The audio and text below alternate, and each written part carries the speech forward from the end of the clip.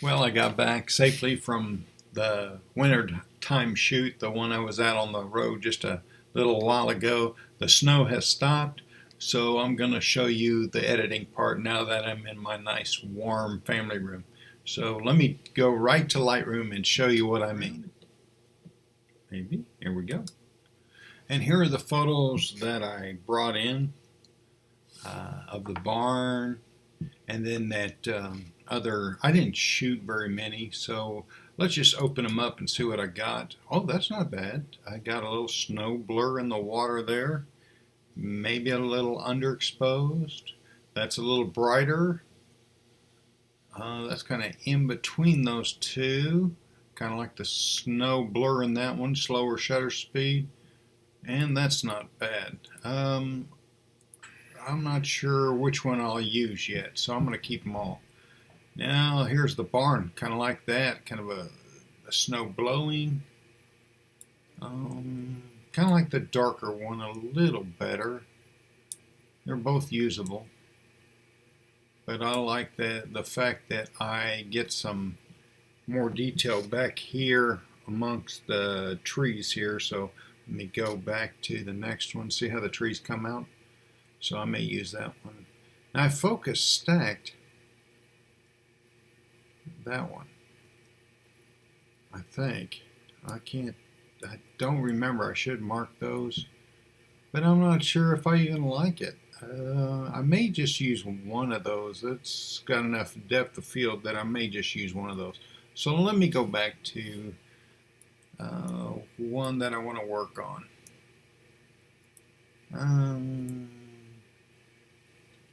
I kind of like this one because it looks like it's snowing.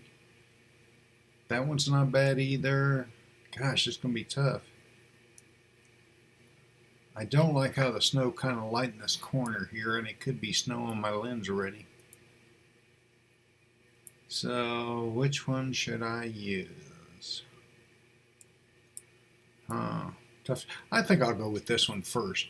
So, let me take this into the developer module, and I'm going to start with which it has already when I brought it in, Mike's developer, and I'm going to turn down my highlights a little bit, even though I kind of like it how it brings out the snow, but the overall exposure is a little too dark. Now here's where you want to be careful. You know the trick I showed you where you hold down the Alt key and then move your highlights over till you get your first white. Let me go back right there. I get some white, and then if I take my blacks over, I should have some in the barn here soon. Nope, in the trees. Okay, so I'm going to take it back. Now here where you may need a little finesse because it was a flat scene with the snow going. So I'm going to pull back the whites a little bit. Good, right there. Now work on color. I'm going to take my eyedropper tool here and click right there. And it added a lot of yellow. Now I like cold colors when I'm shooting winter, so I'm going to turn down my blues a little bit. There we go, something like that. Now this seems like a lot of dead space right up here. Let me put the dropper away. Right up here. So I'm going to use the most powerful tool, the crop tool, and I'm going to crop down just a little bit. And now I don't like that it cut off the puddle, so I'm going to do something more like that, and maybe straighten on that one fence post right there, the dark one. And yeah, I like that. So I'm going to double click. And there we go, my cropped image. Now I'm going to add, let's see, I got texture and clarity. What's dehaze do? Now see, that brings out the snow even more. It's a little too contrasty. Dehaze, you can get really carried away real quick because you're kind of a gut reaction thing. And a little more. There we go. Now you can tell it's snowing. And I've got detail in the snow. Let me look here. Yeah, I really like the way the barn looks here. So I'm going to zoom back out. Now I want to bring out the barn just a little more. So what I'm going to do is just watch the barn, and I'm going to lighten it up. And I'm going to add a little more saturation. So I'm going to take the saturation up. Good, right there. Now I'm going to use my radial tool, cover the barn, and you can see I have it inverted. I want it to go on the outside. So I'm going to cover the barn like that and pull it down a little bit. Now what I want to do, which it already did, darken the outside a little bit. I'm going to take some saturation out because this yellow grass over here is really kind of drawing the viewer's eye. And I think that's enough on that. Now let me add a little vignette. So I'm going to go down to my effects, and I always take the vignette real dark, take the feather off so I can see where it's at, and I'm going to pull in both the sliders and make an adjustment here. Whoop, that's not the adjustment I wanted. I want to take this in a little bit and take some of this out, maybe in a little. Good, right about there. Now I'm going to take the feather down. Then I'm going to move this until I can no longer tell that I vignetted it. There we go, something like that. Okay.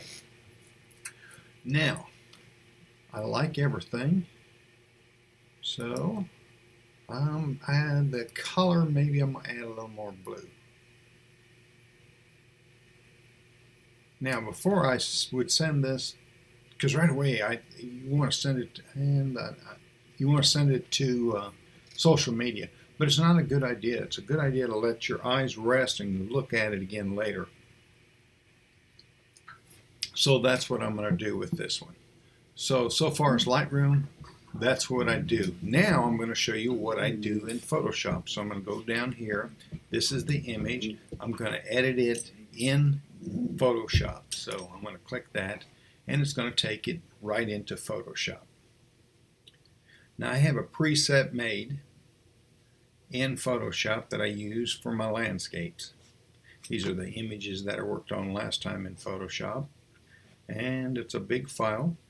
And there it is in Photoshop. I have a preset here called landscapes. I'm going to click it, and I have to click continue a couple times. And over here you can see in the layers panel I have a darker, a lighter, and this one says saturation, and then the base photo. So I look at the image, and what do I want to make darker? Well, there's not a lot that I see that I want to make darker. Maybe this corner down here and here, and maybe that's about it. Now, so what I'm going to do is paint on the mask for darker. I'm going to hit B for brush, and you can see I have a small brush. I'm going to go big, and I'm going to go only about 50%. There we go. Now I'm going to paint right here, and you can see, don't worry if you think you're overdoing it, okay? And maybe less, and pull across the sky. I'm not sure if I like that or not, but I'm not going to worry about it right now. And maybe that's about it. Okay, so now I'm going to go to the opacity, and I said I didn't like it, so I'm going to take it down to about 50%. And when we click on and off, you can see it just darkened it a little bit. Now let me go back to the dark, and I'm going to go on flow, I'm going to go 100%, and I'm going to get a small brush. Let's see, go. And I'm going to darken just one side of the tree. So shift click, down, click, down, click, down. Maybe in here too. Click, click, and maybe add a little darkness right in there, Okay, so let me show you that. Before, after, before, after. Oh, I have to paint just a little more right in there. Now, lighten is my next one. So I'm going to go in here, and I'm going to use 100% on this one. So I'm going to draw a little line right here. Don't worry if it's overdone. Something like that. Draw a little line right here. Good. Now I'm going to lighten up this side of the tree. I didn't get that quite right. So Z, click, click, click, click. Now it is overdoing it, so I'm not too worried about that. Maybe up here on the roof. Maybe right there. There we go. Maybe a little line right here. Coming across this. Now that's a lot going on there.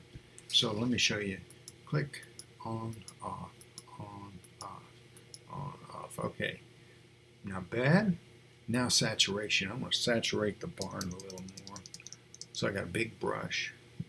And I'm going to saturate. And look at my flow, 100%. Okay. Like that. Good. Oops. You know what I did? I didn't paint on my mask. That's why nothing was going up. See, now I think I've really done it. Z. There we go. Now I'm painting on the mask. Gonna add a little right in here too, also. Good. Okay, now let's turn off our top mask. That's our darken, which we've already adjusted. Our middle mask, which you can really see now. And then our saturation mask. You can really see it pop the colors. Now what I'm going to do is click my lighten mask, take it down to about 40%, but I still see the line right there. See it? So now I'm going to double click on the mask, and I'm going to feather the tar out of it. There we go. And now you don't see a solid line, but if I click on that mask, you can kind of see, well, I could bring back a little bit more. So I'm going to bring back a little of the density of it, or opacity of it. Take it all the way back. And click. And I probably got it overly done here. Yep. So I'm going to take it back. Something like that. Now click. Now I could add a little right there too. Right in there. Now I'm going to have to turn that down. And filter just a little more.